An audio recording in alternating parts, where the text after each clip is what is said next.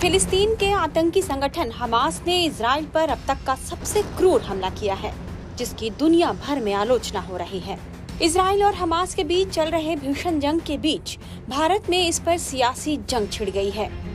यहाँ राजनीतिक पार्टियां दो धड़े में बट गई हैं। केंद्र सरकार इस मुद्दे पर इजराइल के साथ है, लेकिन विपक्षी पार्टियां फिलिस्तीन के समर्थन में खड़ी नजर आ रही है। 2 दिन पहले ही कांग्रेस कार्य समिति की बैठक में प्रस्ताव पारित कर पार्टी ने फिलिस्तीन का समर्थन किया था। AIMIM चीफ असदुद्दीन ओवैसी तो इसमें 2 कदम आगे बढ़ गए हैं और उन्होंने फिलिस्तीन जिंदाबाद का नारा लगाया है। वहीं इस मुद्दे पर all India Muslim personal law board की भी एंट्री हो गई है। देश के हिस्सों से इजराइल विरोधी और हमास समर्थक बयान और प्रदर्शन भी देखने को मिल रहे हैं। पहले बात ओवैसी की। AIMIM चीफ ने ट्वीट कर फिलिस्तीन जिंदाबाद कहा है। साथ ही उन्होंने लिखा है कि हिंसा मुर्दाबाद, मुख्य रूप से इजराइल या किसी समूह संगठन द्वारा की गई।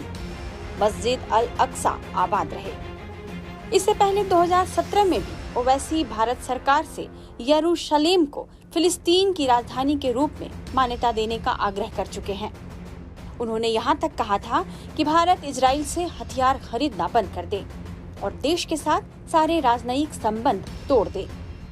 उन्होंने इसी साल जनवरी में भारत आने वाले इजरायली प्रधानमंत्री बेंजामिन नेतन्याहू को भारत नहीं आने की इजाजत देने की भी मांग रख दी थी। माना जा रहा है कि AIMIM खुद को मुसलमानों की राष्ट्रीय स्तर की पार्टी समझ रही है और इसके अध्यक्ष ओवैसी मुस्लिम समुदाय के सबसे बड़े नेता के रूप में सामने आए हैं। इसलिए वे मुस्लिम समुदाय का समर्थन हासिल करने की गरज से फिलिस्तीन का समर्थन कर रहे हैं।